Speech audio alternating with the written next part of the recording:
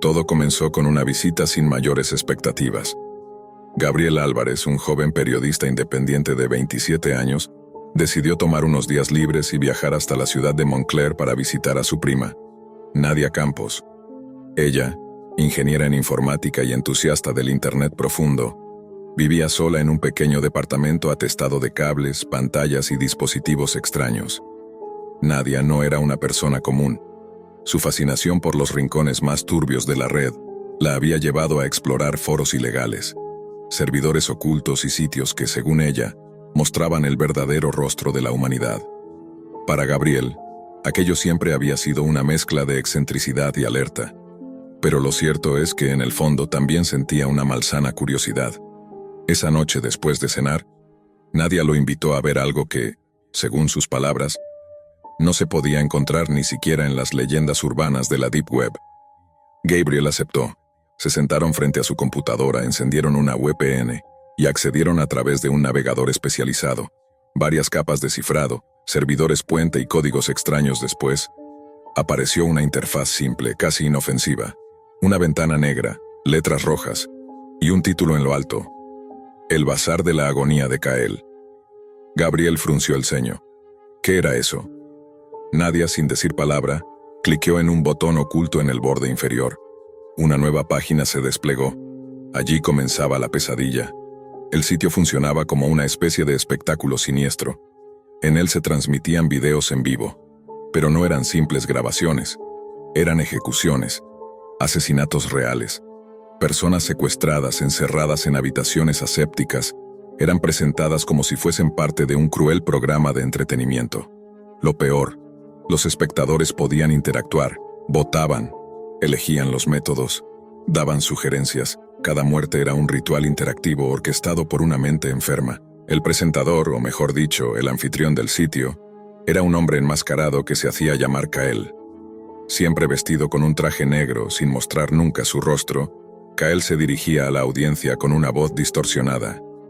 Usaba frases como «Bienvenidos al espectáculo de lo inevitable» o «Jueguen, decidan, maten». Gabriel pensó que podía ser falso, que todo era un montaje, efectos especiales bien logrados. Pero Nadia, con el ceño fruncido, le aseguró que había estado investigando durante semanas y que lamentablemente era real. En uno de los videos, una mujer atada suplicaba en un idioma extranjero. La transmisión mostraba un contador con opciones de tortura. Los usuarios estaban votando y la mayoría había elegido asfixia por gas. Gabriel sintió un nudo en el estómago. Quiso apagar todo, salir de ahí. Pero ya era demasiado tarde. Una alerta parpadeó en la pantalla. Visitantes no autorizados detectados. Luego un mensaje directo apareció. Kael. Bienvenidos Nadia y Gabriel. Disfrutando del contenido. Un escalofrío recorrió la espalda de ambos. ¿Cómo sabía sus nombres? ¿Cómo los estaba viendo? Gabriel cerró la computadora. Desconectó cables. Cortó la energía. Pero el daño ya estaba hecho. En algún momento durante la navegación, ellos habían sido marcados. Esa misma noche, comenzaron las llamadas extrañas. Números desconocidos, silencios largos del otro lado de la línea. A la mañana siguiente, Nadia recibió un sobre por debajo de su puerta. Dentro, una fotografía, ellos dos frente a la pantalla, captados desde dentro del departamento. Kael los estaba observando. Y no solo eso, tenía planes para ellos. Días después, Gabriel fue contactado directamente, esta vez a través de un correo cifrado. Un mensaje que no dejaba lugar a dudas. O matas, o ella muere. El remitente adjuntó un video en el que Nadia aparecía amordazada, encerrada en una habitación idéntica a las que habían visto en el sitio. Kael había secuestrado a su prima, y exigía un precio terrible para dejarla vivir. La instrucción era clara. Gabriel debía asesinar a un hombre. Un desconocido. Un objetivo aleatorio. Se le proporcionó una dirección, un nombre. Randall Mireles, 38 años, profesor de historia. Un sujeto sin antecedentes, sin enemigos, completamente inocente. Gabriel se resistió. Lloró. Suplicó. Intentó contactar a la policía, pero cada intento era bloqueado. Kael tenía control de sus dispositivos. Amenazaba con detonar un dispositivo en el lugar donde Nadia estaba encerrada si no cumplía la orden. Y así, llevado al límite, quebrado emocionalmente, Gabriel lo hizo. Le disparó a Randall a la salida de su trabajo, con un arma proporcionada por un contacto de Kyle. Todo quedó grabado desde una cámara oculta. Y poco después, el asesinato fue transmitido como un especial exclusivo en el sitio. Gabriel, destrozado, esperaba que al menos su sacrificio hubiese salvado a su prima. Pero Kyle tenía otras intenciones. Una hora más tarde recibió el video, Nadia, ejecutada, de la forma más cruel. Kyle nunca tuvo la intención de dejarla vivir. La rabia superó al dolor. Gabriel, perdido entre el horror y la culpa, decidió que no podía dejar las cosas así. Que no importaba el precio, encontraría a Kyle. Lo haría pagar. Fue entonces cuando, revisando obsesivamente el video de la entrega del arma, notó un detalle, una matrícula, parcialmente visible, reflejada en un espejo. Esa sería su única pista, su única esperanza. Gabriel Álvarez ya no era el mismo. La culpa lo carcomía desde dentro como un ácido silencioso, pero más fuerte aún era la furia, el deseo de hacer justicia con sus propias manos. Había asesinado a un hombre inocente. Había perdido a su prima, su única familia cercana. Y todo por obedecer a una sombra con máscara, un demonio digital que jugaba con la vida ajena como si fuera un espectáculo. La pista era mínima, casi insignificante. Una matrícula captada por casualidad en una de las grabaciones. Se trataba de un número parcial, difuso, pero suficiente para que alguien con acceso y conocimientos pudiera rastrear algo. Gabriel no confiaba en la policía. Lo que había visto, lo que había hecho, no podría explicarlo sin terminar entre rejas. Nadie creería su historia. Así que decidió actuar por su cuenta. Pasó semanas investigando. Se movía entre cibercafés anónimos, redes encriptadas y foros clandestinos. Estaba metido hasta el cuello en el lodo oscuro del submundo digital. Usó dinero en efectivo, alias falsos, herramientas de rastreo que había aprendido a manejar con ayuda de viejos contactos de Nadia. Cada noche era una batalla contra el agotamiento y la paranoia.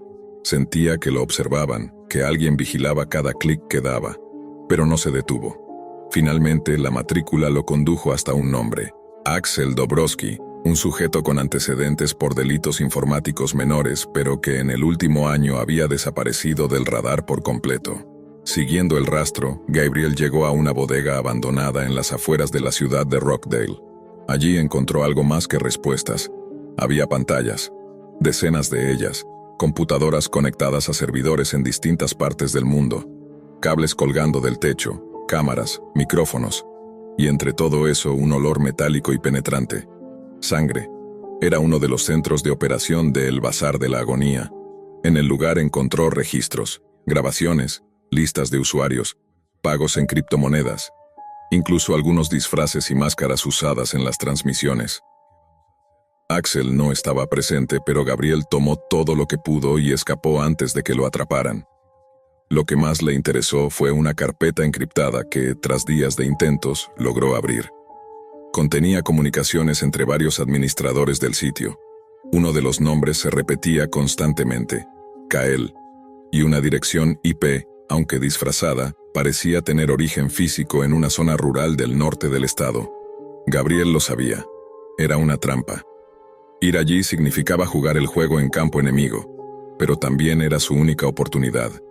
Con el corazón encendido por la venganza, se preparó para la confrontación.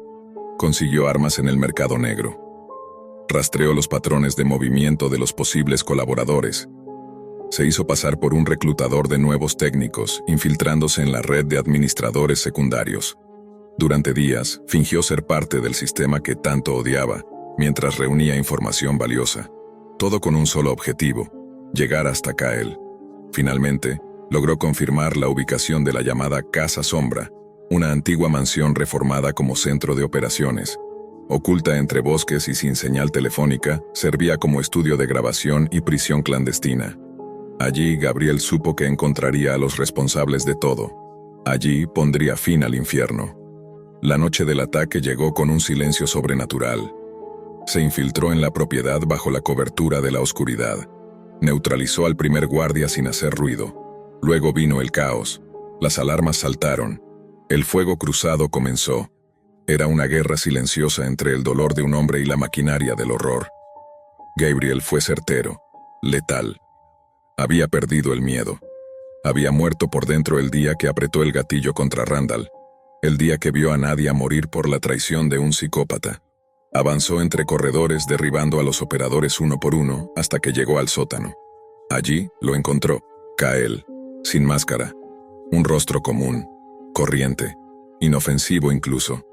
Pero los ojos reflejaban todo el vacío del mundo. Gabriel lo enfrentó con el arma en mano, pero en lugar de disparar, encendió una cámara. Quería una confesión. Quería mostrarle al mundo lo que realmente ocurría tras esas transmisiones. Kael, entre risas y cinismo, confesó todo. Habló de su red de clientes, de cómo compraban sufrimiento como si fuera entretenimiento. Describió las técnicas para captar víctimas, para manipular voluntades, para destruir vidas. Y Gabriel grabó cada palabra. Luego, cuando las autoridades finalmente llegaron, alertadas por una filtración programada, lo entregó todo. El video, los discos duros, las pruebas materiales. Kael fue arrestado junto a los cómplices sobrevivientes. El Bazar de la Agonía fue desmantelado. Su existencia, antes considerada un mito urbano, pasó a ser una de las revelaciones más macabras de la historia digital moderna. Pero Gabriel no celebró. La justicia tenía sabor a ceniza. Había cumplido su venganza, pero a un precio irreparable. La sombra de sus actos lo acompañaría para siempre, porque aunque los monstruos habían caído, él también se había convertido en uno para vencerlos. Gabriel Álvarez había cumplido su objetivo. Kael estaba tras las rejas y la estructura que sostenía al Bazar de la Agonía había sido desmantelada desde sus cimientos. Las autoridades encontraron servidores, bases de datos, rutas de criptomonedas y listas de clientes que alcanzaban incluso esferas de poder. La noticia recorrió el mundo. La prensa lo llamó el espectáculo de la muerte. La mayoría no podía creer que algo tan aberrante hubiera existido sin ser detectado durante años. Otros, los que sabían cómo se movía el submundo digital, simplemente guardaron silencio. Gabriel no dio declaraciones, no concedió entrevistas, no firmó ningún contrato con editoriales ni aceptó que su historia se convirtiera en serie, documental o libro. Lo que él había vivido no era material para entretenimiento. Era una herida que no cerraba. En los primeros meses tras el arresto, intentó volver a una rutina, cambió de ciudad, cortó contacto con conocidos. Consiguió un trabajo menor en una imprenta y vivía en una pensión barata, sin lujos ni tecnología. Evitaba las pantallas, los cables, los aparatos conectados a internet. Dormía con la luz encendida. Y cuando lograba cerrar los ojos, las imágenes volvían. Nadia llorando. Randall cayendo. El sonido seco del disparo. La risa distorsionada de Kael. La sangre, siempre la sangre. Una noche, el pasado regresó con fuerza. Recibió una carta sin remitente. Dentro, una nota escrita a máquina. El verdadero horror no termina con los monstruos. Termina cuando te das cuenta de que tú también lo eres. Gabriel supo que no era una amenaza, era un recordatorio. Porque aunque había desmantelado una red de muerte, también había cruzado un umbral del que no se regresa. La línea que separa a la víctima del verdugo se había disuelto en la oscuridad. Y él lo sabía. Lo supo cada vez que miraba su reflejo y se encontraba con una mirada vacía, sin propósito. Lo supo cuando caminaba por la calle y evitaba ver a los niños, a las familias, a los inocentes, porque él ya no se sentía parte de ese mundo. Lo supo cuando visitó, en secreto, la tumba de Randall Mireles. Llevó flores, se arrodilló ante la lápida. No pidió perdón, no pronunció ninguna oración.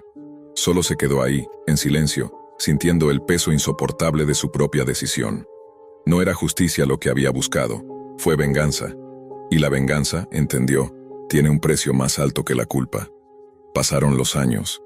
El juicio contra Kael fue uno de los más largos y complejos de la historia judicial del país. Descubrieron que su nombre real era Jonas Kessler, un antiguo productor televisivo que había sido despedido tras un escándalo ético. A partir de ahí, comenzó su descenso al mundo clandestino. Primero como espectador de sitios gore, luego como curador de contenido extremo, hasta que finalmente decidió crear su propia red.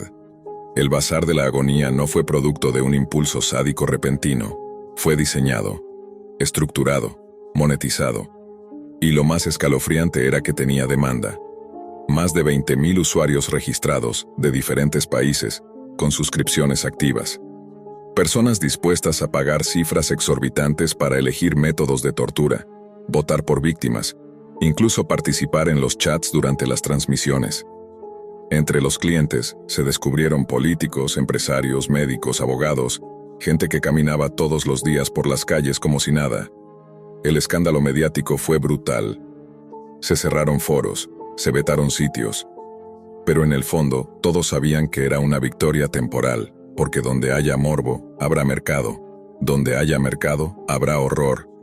Gabriel siguió viviendo en silencio. Había desaparecido del mapa, convertido en una sombra de sí mismo. Su historia, que durante meses fue considerada material de culto entre los internautas más oscuros, terminó siendo tragada por el olvido digital. Pero en su interior, el infierno seguía encendido. Había días en los que pensaba que debió dejar morir a Nadia, por terrible que fuera. Que ninguna vida merecía ser salvada a costa de otra. Que su debilidad había dado lugar a todo. Había noches en las que imaginaba cambiar el final, entregarse a la policía, decir toda la verdad, asumir las consecuencias. Pero sabía que nadie lo entendería. Y así, su castigo fue el más cruel: vivir sabiendo lo que había hecho, lo que había visto, lo que había permitido. Nadie podía juzgarlo como él mismo lo hacía. Un día, Gabriel recibió una caja sin remitente. Dentro había un dispositivo de almacenamiento portátil. No había instrucciones, solo un símbolo. El mismo logo del bazar, una máscara rota. Lo conectó a un equipo viejo y lo abrió. Dentro, solo había un archivo de texto. Sabemos que estás vivo. La red no muere, solo se transforma. Tú fuiste parte de ella, y siempre lo serás. En un segundo, comprendió que lo que había destruido era solo una célula, una cabeza del monstruo. El resto seguía vivo, creciendo en otros rincones, con nuevos nombres, nuevos métodos, nuevas máscaras. Quizá Kael había caído, pero no era el único. Solo era un actor más del gran espectáculo. Y en esa función, Gabriel había sido protagonista. Después de eso, lo último que se supo de él fue un registro de salida en una terminal de autobuses. Tomó un transporte hacia el norte. Nadie lo volvió a ver. Su identidad fue disuelta en las sombras. Pero en algunos foros aún se habla de un hombre que aparece ocasionalmente en chats oscuros, dejando advertencias, revelando direcciones, denunciando transmisiones antes de que ocurran. Algunos lo llaman el lince. Otros creen que es solo una leyenda, una forma de exorcizar la culpa colectiva de los que alguna vez se asomaron a las grietas de la Deep Web. Pero hay quienes aseguran haberlo visto en persona. Dicen que lleva una cicatriz en la mano izquierda. Dicen que no habla. Dicen que aún busca a los que quedan, porque aunque el espectáculo terminó, el eco de los aplausos sigue resonando en lo más profundo de la red. Y en algún lugar, el horror espera su próxima función. Durante años me moví entre las sombras, aceptando trabajos que no podían ser discutidos en voz alta ni escritos en ningún archivo. Me conocían como Marcus. No es mi verdadero nombre, claro, pero es el que adopté cuando decidí dejar atrás toda conexión con mi vida anterior. No trabajaba solo. Mi compañero de siempre, Caleb, era el único en quien confiaba. Juntos nos especializábamos en un oficio del que nadie habla abiertamente: la extracción de personas por encargo. Los clientes nunca los conocimos. Todo se manejaba a través de redes cifradas en la capa más profunda de la red oscura. Pagos en criptomonedas, instrucciones precisas y una regla inquebrantable: no hacer preguntas. Al principio eran encargos como cualquier otro, sujetos que debían ser localizados, inmovilizados y entregados. Algunos eran objetivos que el cliente decía querer convencer, otros simplemente desaparecían. Pero en ese mundo, la moral es un lujo que no se puede permitir. Recuerdo claramente la noche en que todo cambió. Nos llegó una nueva solicitud con el sello de máxima prioridad. El objetivo: un joven de 19 años, nombre: Elliot Krell. Residencia: las afueras de un pueblo olvidado en el estado de Montana. La orden: capturarlo con vida. El método: usar carfentanilo, un sedante tan potente que lo usan con elefantes. La advertencia: extremadamente peligroso. No debe estar consciente bajo ninguna circunstancia. Al leer eso, Caleb soltó una carcajada. Caleb: extremadamente peligroso. Es un adolescente.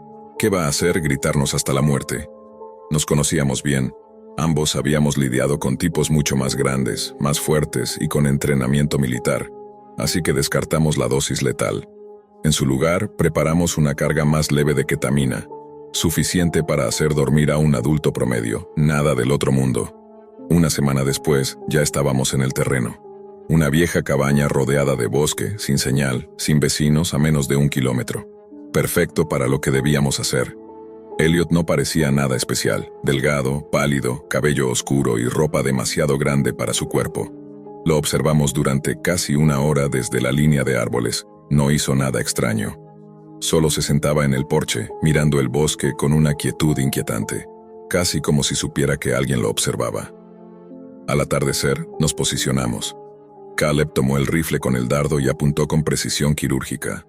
Un silbido, un impacto, y el tranquilizante se incrustó justo en su cuello. Pero entonces, Elliot se giró lentamente hacia nosotros, sin sobresalto, sin sorpresa. Y lo que vi en su rostro me sigue persiguiendo hasta hoy. No fue miedo, no fue ira, fue indiferencia, como si fuéramos 2 insectos en su ventana. Narrador. Lo que vino después rompió toda lógica. Elliot no cayó, no se tambaleó, solo se quedó ahí, inmóvil, mirándonos. Luego caminó hacia el interior de la casa como si nada hubiera ocurrido. Decidimos actuar de inmediato. Algo no estaba bien, pero no podíamos darnos el lujo de dudar. Nos adentramos por la puerta principal con linternas y armas no letales. Dentro, la casa estaba desordenada, pero no abandonada. Había rastros de comida reciente, libros abiertos, ropa, toda la ropa del chico. Estaba ahí, tirada en el suelo, como si se la hubiera quitado de golpe. No había señales de él. Y entonces lo escuchamos. Un grito ahogado. Era Caleb. Giré justo a tiempo para ver cómo su cuerpo era arrastrado por algo invisible hacia la puerta del sótano. Grité su nombre y corrí tras él. La oscuridad era casi total. Bajé por las escaleras de madera podrida, cada paso crujía como si protestara por mi presencia. Abajo, el hedor a sangre y descomposición me golpeó como una ola. La linterna temblaba en mi mano. En su luz vi a Caleb colgando boca abajo, ensangrentado, apenas consciente. Y justo sobre él estaba eso. No era humano, no completamente. Pero reconocí los ojos. Eran los de Elliot. Lo que vi en ese sótano no debería existir. La criatura colgaba del techo, aferrada con extremidades que se doblaban en ángulos imposibles. Tenía la piel pálida y estirada, casi translúcida, como si nunca hubiera tocado la luz. Su rostro era una distorsión grotesca de lo que alguna vez fue humano, pero aún conservaba los ojos. Los mismos ojos vacíos que me observaron desde el porche 1 hora antes. Y debajo de ella, Caleb, inmóvil, desgarrado. Su torso había sido abierto como una pieza de caza y el sonido que provenía de esa cosa era una mezcla de masticación y susurros. No grité. No podía. Mi cuerpo entró en un estado de bloqueo absoluto. Apenas respiraba. La linterna temblaba en mi mano como si quisiera caer y abandonar ese lugar antes que yo. Retrocedí lentamente. No podía apartar la mirada de ese rostro monstruoso, una fusión de carne humana con una forma que no pertenecía a nuestro mundo. La criatura me miró y sonrió, no de una forma humana, no con empatía o burla. Era la sonrisa de algo que sabía exactamente quién eras y que no tenía apuro alguno. Me di la vuelta y corrí. Subí las escaleras, tropezando, golpeándome con las paredes. La casa parecía respirar a mi alrededor, como si el propio lugar hubiera sido corrompido por su presencia. Al salir al bosque, el aire helado me cortó la piel. La oscuridad parecía más densa. No había luna, ni un solo sonido de aves o insectos, solo mi respiración agitada y los pasos desesperados sobre la tierra húmeda. Abandoné todo, el equipo, el vehículo, mi compañero, todo. Los días siguientes son un borrón. No recuerdo cómo llegué al motel en las afueras de Red Lake. No recuerdo qué dije al empleado para que me diera una habitación sin identificación. Ni siquiera recuerdo si dormí. Solo sé que el mundo, desde esa noche, ya no era el mismo. Cada rincón oscuro, cada sombra en la esquina de una habitación me hacía saltar. Soñaba con los ojos de Elliot, o de lo que fuera esa cosa, mirándome, siguiéndome, esperando. Intenté contactar a los clientes, al canal cifrado, pero no hubo respuesta. Solo un mensaje sin remitente apareció 2 días después en el viejo portátil que usábamos para las operaciones. Un simple texto. No debiste subestimar la advertencia. Él debía permanecer dormido. Y tú lo despertaste. Lo apagué. Nunca más volví a encenderlo. Pasé semanas cambiando de nombre, de ciudad, de apariencia. Quemé documentos, alteré registros, dejé atrás toda huella de Marcus. Cada paso era un intento de borrar mi existencia. No porque temiera a la ley, sino a él. Dejé de dormir, o al menos de soñar. El insomnio era preferible al recuerdo constante del sótano, del sonido de huesos rompiéndose, de esa piel colgante y de ese rostro que ya no era humano. No podía entenderlo. No era lógico. ¿Era algún tipo de experimento? ¿Una víctima de alguna mutación? ¿Un arma biológica? Las preguntas no servían de nada. Solo quedaba el hecho. Había algo allá afuera, y no éramos nosotros quienes estábamos cazando. Con el tiempo empecé a reconstruir los pasos que nos llevaron hasta esa noche. Busqué en foros ocultos, en bases de datos olvidadas, en rincones digitales que solo los más desesperados frecuentan. Y encontré patrones. No con el nombre Elliot, claro, ese era tan ficticio como el mío, pero en los últimos 7 años, varios encargos similares habían aparecido entre contratistas del inframundo, todos idénticos en su estructura. Objetivo joven, aislado, sedante específico, carfentanilo o mayor, advertencia clara, extremadamente peligroso. Ningún sobreviviente conocido entre los ejecutores, empleadores anónimos, y en todos los casos el resultado final era el mismo, silencio absoluto. 0 reportes, 0 registros, 0 seguimiento. Una de dos, o eran borrados, o no quedaba nadie que pudiera contar la historia. Con los años, mi paranoia se convirtió en rutina. Me mudaba cada 6 meses. Cambiaba de teléfono cada mes. Dormía con armas al alcance y cámaras apuntando a todas las entradas. El miedo se volvía parte de uno, como un órgano más. Pero lo peor no era eso. Lo peor era la duda. ¿Qué era esa cosa? ¿Habíamos desatado a algo que debía estar contenido? ¿Y por qué alguien querría capturarlo, no matarlo? Eso me perseguía cada noche. No parecía un experimento fallido. No era un paciente mental ni un asesino en serie.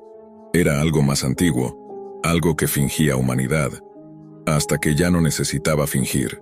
Y el hecho de que el encargo fuera mantenerlo vivo, eso era lo que más me enfermaba. ¿Quién querría que algo así siguiera existiendo? Hoy, años después, grabo esta confesión no por redención sino por advertencia. No sé si todavía me sigue. No sé si alguna vez dejó de hacerlo. Pero quiero que alguien sepa, que entienda. Este no fue un error de procedimiento, no fue un fallo de cálculo. Fue una trampa, una cacería inversa, y nosotros solo fuimos los idiotas que aceptaron el trabajo sin leer entre líneas. Con el paso del tiempo, dejé de esperar respuestas. Nadie me buscaba. Nadie hablaba del caso. Ni la policía, ni los contratistas, ni los foros oscuros.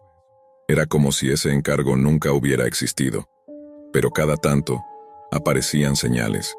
Pequeñas noticias locales, enterradas en medios digitales sin difusión.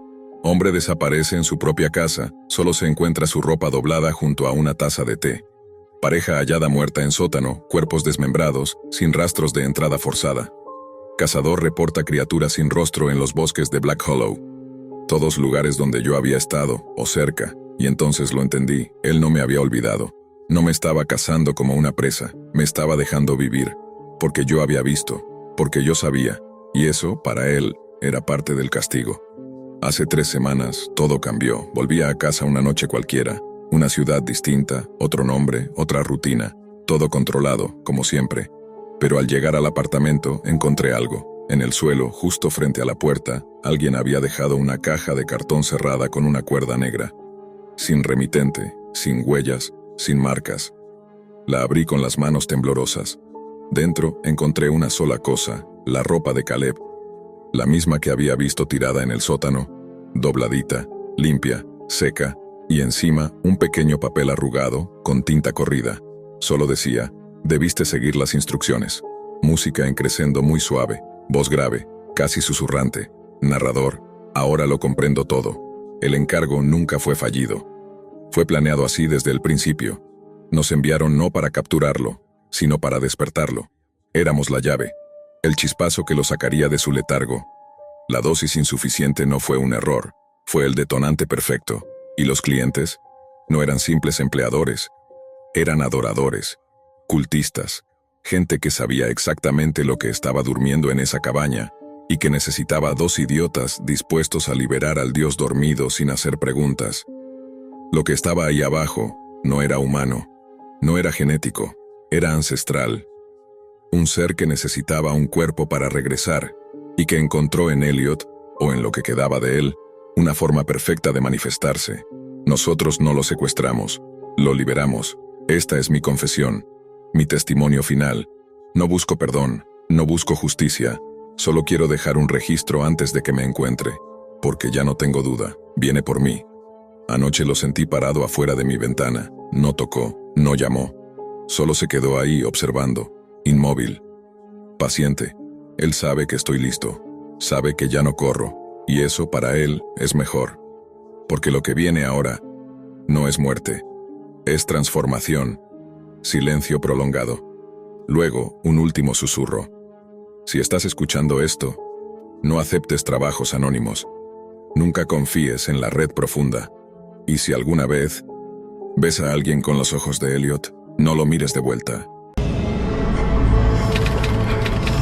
Durante el segundo trimestre del ciclo universitario, Esteban Leroux, un estudiante de informática en la ficticia Universidad de St. Vallis, comenzó a sentirse atraído por un tema que, para muchos, no pasaba de ser una leyenda urbana: la Deep Web. Impulsado por las conversaciones de sus compañeros y una creciente obsesión por lo oculto, Esteban decidió que era hora de comprobarlo por sí mismo. Uno de sus amigos más cercanos, Iván Duhamel, lo ayudó a instalar el navegador Tor. No fue difícil, unos cuantos clics, una configuración rápida, y de pronto tenía acceso a una dimensión de Internet que no aparecía en ningún buscador tradicional. Comenzó por lo más inofensivo: foros de discusión, mercados extraños, páginas que simulaban teorías conspirativas. Todo parecía una versión torpe y decadente de Internet convencional, pero como suele pasar con la curiosidad desbordada, Esteban no se conformó con esa superficie, quería ver más. Y fue entonces cuando desactivó el filtro de contenido que el propio Iván le había recomendado no tocar. El nuevo acceso le permitió ingresar a salas de chat privadas, archivos encriptados y foros de imágenes cuya existencia misma era una señal de advertencia. Un directorio oculto le condujo a una sala con un nombre siniestro: All the Gore.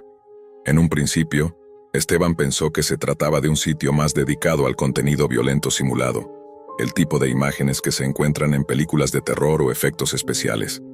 Sin embargo, algo en la interfaz del lugar lo inquietó. El diseño era rudimentario, pero cada sección tenía etiquetas como acciones del mes, recompensas, envíos exitosos. Eran códigos, y detrás de ellos había personas. No eran simples internautas buscando entretenimiento macabro. Los usuarios de aquella sala compartían detalles de crímenes reales, fotografías sin censura, relatos crudos, no buscaban aprobación ni likes. Se vanagloriaban de sus actos. Entre todos los nombres, uno destacaba por su actividad constante: Culture 045. Este usuario publicaba imágenes acompañadas de textos detallados, descripciones que incluían ubicaciones, métodos y hasta diálogos con sus víctimas. Cada publicación era peor que la anterior. Esteban, atrapado entre la repulsión y la incredulidad, continuaba leyendo, viendo, sin darse cuenta de que estaba dejando huellas. Punto de quiebre. Lo que Esteban no sabía era que cada interacción, cada clic, cada segundo en esa sala estaba siendo monitoreado. Pero el quiebre llegó cuando, incapaz de contener el asco y la furia, escribió un mensaje en el chat: «Están enfermos. Esto es criminal. Voy a denunciarlos». Unos segundos después, la sala se desactivó por completo. La pantalla se volvió negra. Solo una palabra apareció en letras rojas: Error 1. Admin 1 conectado. Fue el principio del horror. La pantalla del portátil de Esteban Leroux quedó en negro durante lo que pareció una eternidad. Sin música, sin sonidos, solo el zumbido de su procesador. El único elemento visible era una línea roja parpadeante en el centro, como un latido. Admin 1 conectado. Ese fue el mensaje que marcó el punto de no retorno. De la nada, Sin que él hiciera clic alguno, su webcam se encendió. El diminuto LED azul que tantas veces ignoró se volvió ahora una sirena muda. «Iván», susurró al aire, casi por inercia, pero no había nadie más allí. No tocó su teclado, no movió el ratón, la cámara simplemente lo estaba enfocando, como si alguien desde otro lugar, desde otro mundo estuviera mirando. De pronto el navegador se cerró por sí solo. Luego el fondo de pantalla desapareció. Un segundo después una imagen apareció en la pantalla. Era él, sentado frente al computador. En la fotografía sostenía el teléfono móvil en la mano y su expresión era idéntica a la de ese instante. La fotografía no existía un minuto antes. Era en tiempo real. Esteban se levantó de un salto y tiró el teléfono al suelo. Empezó a revisar su portátil desesperadamente, intentando cerrar procesos, desconectar redes, apagar la cámara. Pero no importaba qué hiciera. Nuevas ventanas se abrían por sí solas. Un mensaje de texto llegó a su teléfono. Lo levantó con miedo. No había número remitente. «Sabemos quién eres. No debiste hablar casi al mismo tiempo». Recibió un correo electrónico. Venía con un archivo adjunto, un archivo de texto llamado leruinfo.txt. Al abrirlo, su corazón se congeló. Allí estaba todo. Su número de seguro estudiantil, su dirección, las coordenadas GPS de su apartamento, los horarios de sus clases, el nombre de sus padres, la cuenta bancaria que usaba para pagar la matrícula. Todo. Esteban no era un hacker, pero tenía conocimientos básicos. Supo que estaba siendo víctima de un doseo a gran escala. Alguien, o varios, habían accedido a su sistema, a su cámara, a su ubicación. Y lo peor, todo había comenzado desde un simple mensaje en un foro oculto. No tardó en entender lo que estaba pasando. Había entrado a un lugar donde no debía, pero lo imperdonable fue que se atrevió a hablar, a desafiarlos, a advertir que acudiría a las autoridades. Había cometido el peor error, se hizo visible ante quienes viven en las sombras. Ese mismo día recibió más mensajes, no solo al móvil, también en su bandeja universitaria, en su correo personal, incluso en la app de entrega de comida que usaba con regularidad. Todo lo que alguna vez tocó digitalmente estaba comprometido. «No puedes esconderte. Estamos aquí». Eran mensajes simples pero cargados de un peso emocional aplastante. Esa noche no durmió. A la mañana siguiente, el día parecía normal. O lo más normal que podía ser, considerando la situación. Esteban decidió que necesitaba ayuda. Consideró hablar con Iván, pero temía ponerlo en peligro también. Cuando finalmente se armó de valor para salir de casa, notó algo extraño. Una figura de pie frente al edificio, en la acera de enfrente. Era un hombre alto, con una gorra gris y un abrigo negro. No parecía moverse, solo observaba. Pensó que era paranoia, pero cuando volvió por la tarde el mismo hombre estaba allí. Esta vez sostenía un teléfono en la mano apuntando directamente hacia su ventana, y Esteban no había dicho a nadie en qué piso vivía. Cerró las cortinas y se encerró en el baño. Llamó a la policía. Intentó explicar lo que estaba pasando, pero la oficial al otro lado de la línea parecía incrédula. Prometieron enviar una patrulla, pero esta nunca llegó. O si lo hizo, no subió. Esa noche, el terror subió un escalón. A la mañana siguiente encontró algo grabado con una navaja en la puerta de su apartamento. «Te estamos mirando, Esteban». El tallado era profundo. Aún había virutas de madera en el suelo. Durante los días siguientes, Esteban intentó desaparecer de Internet. Eliminó sus perfiles sociales, cerró todas sus cuentas, desconectó su módem, cambió su número de teléfono.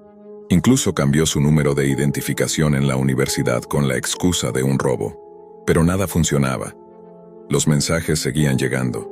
Incluso cuando apagaba el teléfono, al volver a encenderlo, encontraba capturas de pantalla que él no había tomado. Fotos suyas dormido. Fotos de su apartamento desde ángulos imposibles. No sabía si eran reales o si se trataba de una manipulación psicológica. En algún momento, comprendió que esto iba más allá de la tecnología. No era un ataque de hackers comunes. Era una red organizada. Una maquinaria criminal capaz de controlar tanto lo digital como lo físico. Iván, al enterarse de lo ocurrido, le rogó que abandonara el apartamento y fuera con su familia. Pero era tarde. Ya sabían dónde vivían sus padres. Ir con ellos solo pondría a todos en riesgo. Esteban tomó una decisión desesperada. instalar cámaras propias dentro de su apartamento, una forma de intentar registrar lo que sucedía, si es que algún día sobrevivía para mostrarlo. Pero ni eso funcionó. Una de esas noches las grabaciones fueron borradas automáticamente. Todo el sistema fue reiniciado sin aviso. En su lugar un solo archivo apareció en la nube de respaldo. Daywatch.mp4. Al abrirlo vio 23 segundos de una grabación. Una toma fija. La cámara apuntaba a su cama mientras dormía, pero no era la suya. Era otra cámara desde otro ángulo que él jamás instaló. En el último segundo del video, una silueta se asoma detrás del marco de la puerta. Y luego, corte. Transmisiones de la muerte. Los días siguientes estuvieron marcados por un deterioro acelerado de su salud mental. Comenzó a escuchar ruidos a deshora, golpes en la puerta que nadie admitía haber dado, luces que parpadeaban sin razón. Hasta que una noche, encontró una nueva dirección en su correo. Un enlace. Era otro acceso a la Deep Web. La URL era casi imposible de escribir. Una cadena alfanumérica sin sentido. Pero algo dentro de él le decía que debía mirar. Contra todo instinto abrió la dirección usando otro equipo, uno aislado de su red. Lo que encontró fue un sitio sin interfaz, solo un reproductor de video en vivo. Y debajo un contador regresivo. Faltaban 5 minutos. El video comenzó. Era una transmisión en vivo desde un sótano. Una cámara fija, una silla metálica y un hombre atado.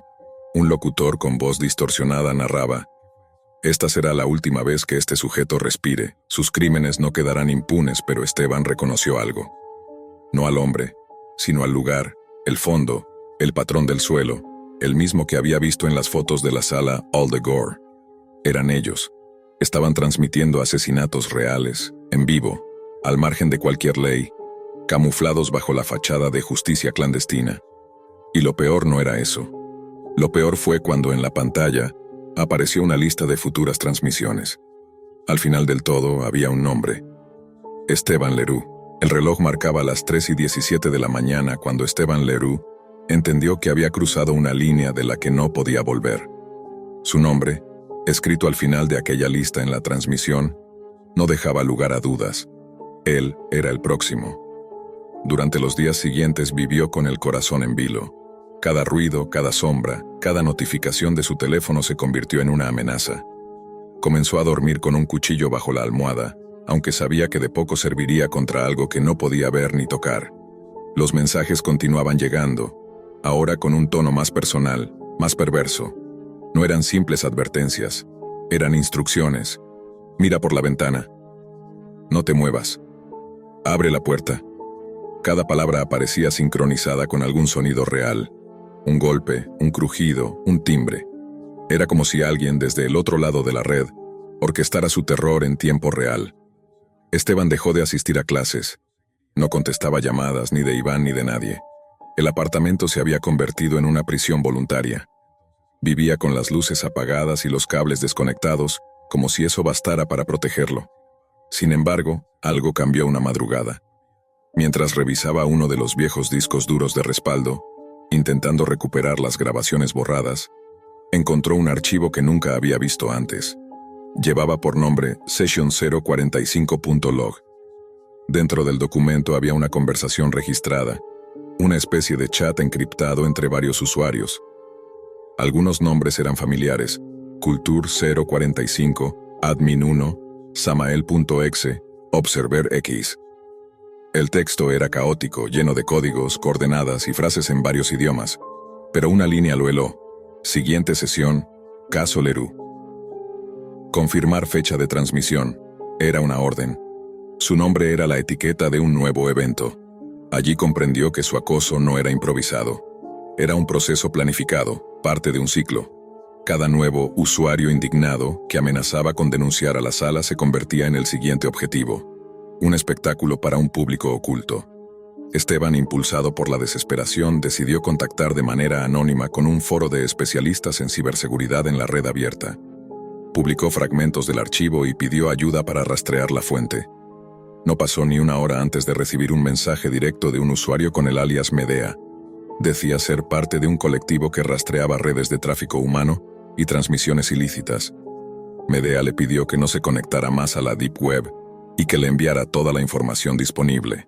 Esteban obedeció, enviando los archivos y los registros. Durante varios días intercambiaron mensajes. Medea le explicó que All the Gore no era solo un foro. Era una fachada para un grupo llamado The Veil Network, una organización clandestina que operaba desde distintos países y se dedicaba a la transmisión en vivo de torturas y asesinatos, disfrazados de castigos ejemplares. Cada transmisión era pagada con criptomonedas, y las víctimas eran elegidas entre usuarios imprudentes que se acercaban demasiado o amenazaban con revelar información. No son hackers, son cazadores, le escribió Medea en su último mensaje. Con ayuda del grupo de Medea, Esteban comenzó a recopilar pruebas. Localizaron fragmentos de direcciones IP, correos cifrados y rutas de transmisión que apuntaban a distintos países. Uno de los servidores parecía ubicarse en Europa del Este, otro en América del Sur. Todo estaba fragmentado, diseñado para ser imposible de rastrear por completo. Pero algo inesperado sucedió. Una noche, mientras conversaba con Medea a través de una conexión segura, la pantalla se congeló. El cursor comenzó a moverse solo. Un nuevo mensaje apareció en la ventana. Sabemos quién es ella. No vuelvas a hablar. Y luego, una foto. Era Medea, o alguien que coincidía con su descripción. Su rostro aparecía iluminado por la luz de un monitor. En el reflejo de sus ojos se distinguía una palabra en la pantalla: Leroux. Después de eso, la cuenta desapareció. Esteban no volvió a saber de ella. Los días siguientes fueron un torbellino. Las luces del apartamento comenzaron a parpadear constantemente. Su ordenador, aunque desconectado de la red, se encendía por sí mismo al caer la noche. En una de esas ocasiones, en lugar del fondo de pantalla habitual, apareció una transmisión. El video mostraba una habitación vacía con una cámara fija. En la esquina inferior izquierda, una fecha. El día siguiente, un sonido metálico rompió el silencio. Provenía del pasillo. Esteban tomó el cuchillo de la mesa. Avanzó con cuidado. La cerradura de la puerta principal se movía lentamente, como si alguien desde fuera intentara forzarla. Se acercó, conteniendo la respiración. El ruido cesó, y entonces, una hoja de papel se deslizó por debajo de la puerta. En ella, escrita con tinta negra, había una dirección: calle Marlen 08-0200 AM. Debajo una firma: Culture 045. Esteban comprendió que aquella era una cita, una trampa, pero también la única pista tangible que había tenido en semanas. Llamó a Iván y por primera vez le contó todo. Su amigo, horrorizado, insistió en acompañarlo a la policía. Sin embargo, Esteban sabía que los agentes no entenderían la magnitud del asunto. Tenía pruebas digitales, pero ninguna evidencia física de las amenazas. Finalmente accedió. Irían juntos, pero antes comprobarían el lugar. Calle Marlen 08 era una construcción vieja, olvidada en las afueras del distrito industrial. A esa hora, la niebla cubría las calles y el silencio era absoluto. La puerta principal estaba entreabierta. Dentro, el aire olía a humedad y óxido. Con la linterna del teléfono, Esteban avanzó entre escombros y cables rotos. En una pared, descubrió un símbolo pintado con aerosol, un círculo atravesado por una línea vertical, idéntico al que había visto en las firmas digitales de los mensajes de All the Gore. A medida que se internaban, la sensación de ser observado se hacía más intensa. Iván lo notó también. Entonces escucharon algo, un zumbido, como el de una cámara encendiéndose. En una esquina, sobre una mesa metálica, había una laptop encendida mostrando una transmisión en vivo. El título era simple: Sesión 045, en directo. En pantalla se veía el interior de la misma casa donde estaban. Ellos eran los protagonistas. Una voz sintetizada comenzó a hablar desde los altavoces. Bienvenidos a la función final. Ya no son espectadores, son contenido. El pánico se apoderó de ambos. Iván intentó cerrar el equipo, pero el teclado no respondía. De pronto el monitor mostró una imagen congelada. Una cámara externa enfocando el edificio desde la distancia. Varias luces rojas parpadeaban. Eran drones. En segundos escucharon sirenas. Minutos después, un equipo de policía cibernética irrumpió en el lugar. Esteban e Iván fueron reducidos al suelo entre gritos. Los agentes pensaron que eran parte de la operación, hasta que comprobaron la transmisión en vivo. Lo que descubrieron allí cambió el rumbo del caso. El sitio All the Gore llevaba meses siendo investigado. La red de Bale había sido detectada en varios países, pero nunca se había logrado rastrear a un punto físico. Gracias a la conexión accidental de Esteban, lograron triangular una de las sedes de retransmisión y capturar a varios miembros. El alias Culture 045 pertenecía a un exanalista forense, obsesionado con documentar crímenes reales.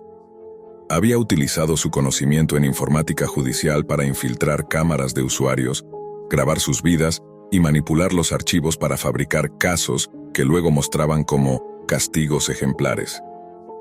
El operativo se extendió durante semanas. Cientos de direcciones fueron allanadas, decenas de detenidos, miles de archivos decomisados, pero no todos los responsables fueron capturados.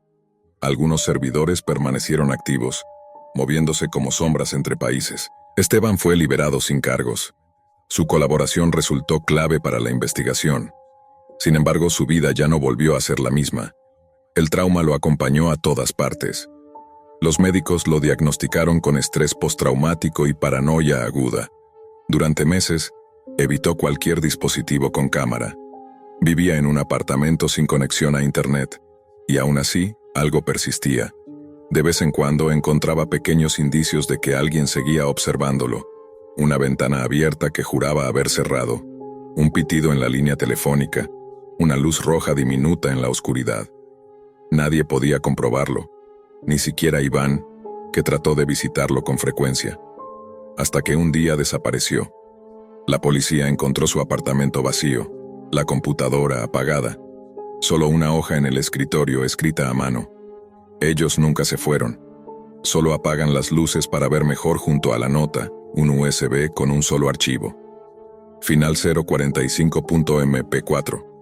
El video mostraba una habitación vacía iluminada por una pantalla azul. En los primeros segundos nada ocurre, pero en el minuto 4 se escucha un sonido familiar, el clic de una cámara encendiéndose. Una figura se sienta frente al monitor. No se distingue el rostro. Solo el reflejo de una palabra en el cristal. Connected. La grabación termina abruptamente. El caso Leroux fue archivado como acceso ilegal y desaparición no resuelta.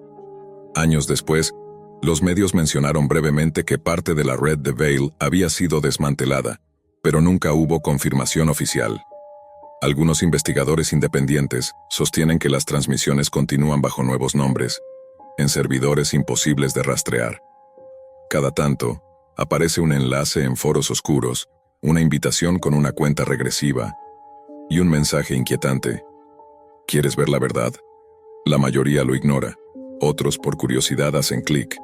Y entonces, en la esquina inferior de la pantalla, una frase parpadea, como una firma digital que nunca se borra.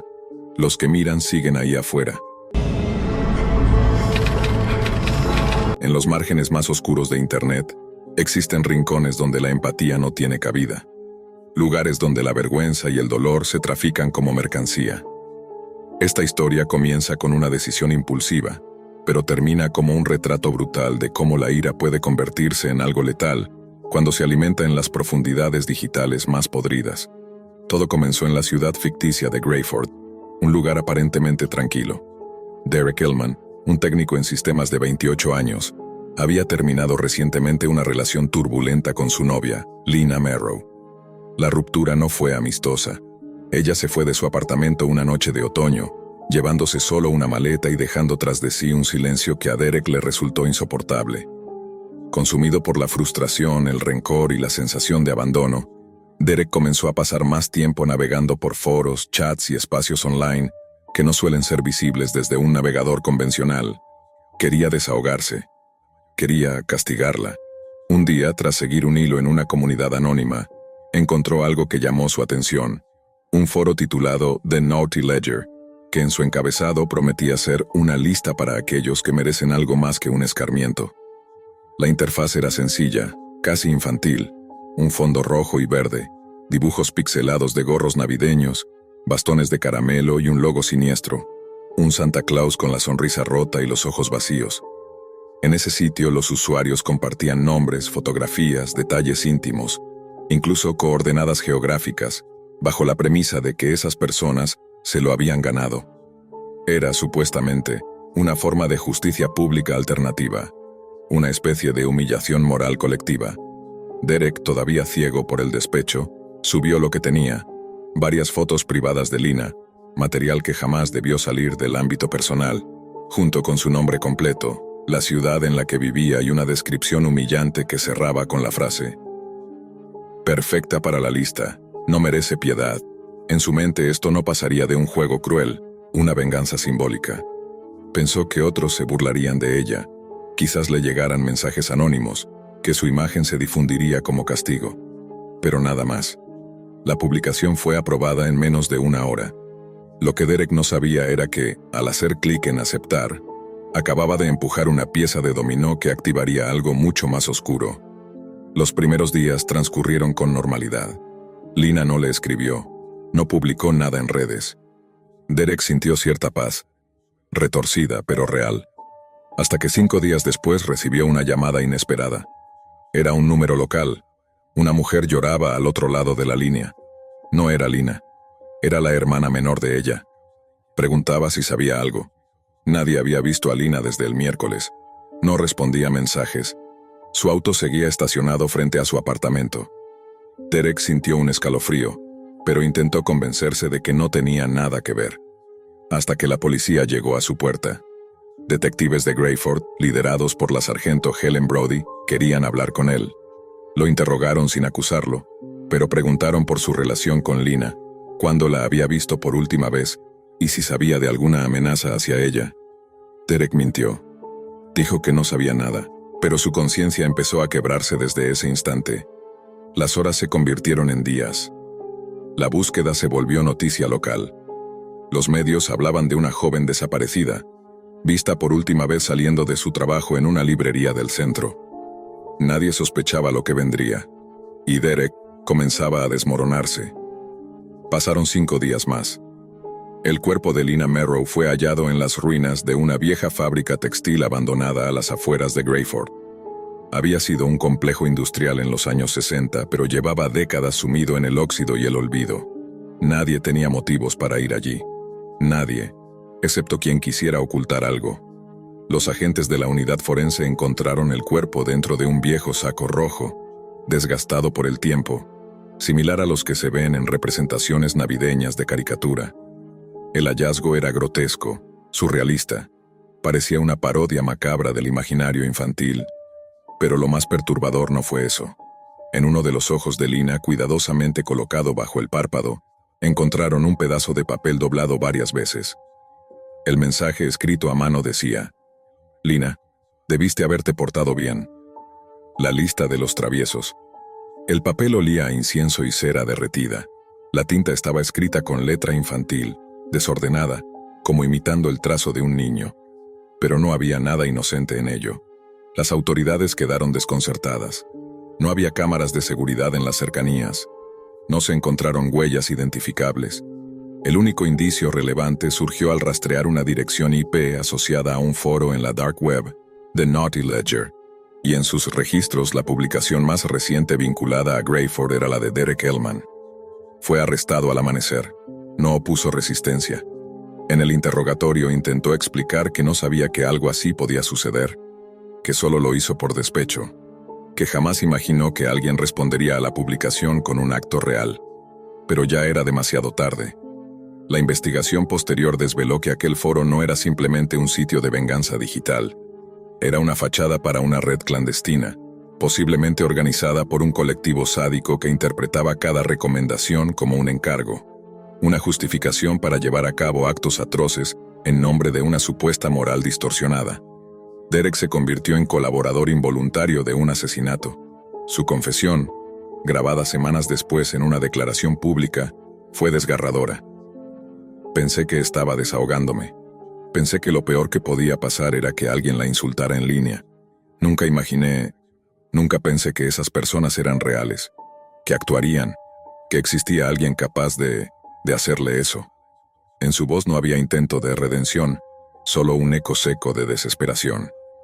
Había comprendido demasiado tarde que su decisión no solo destruyó la vida de Lina, sino también la suya.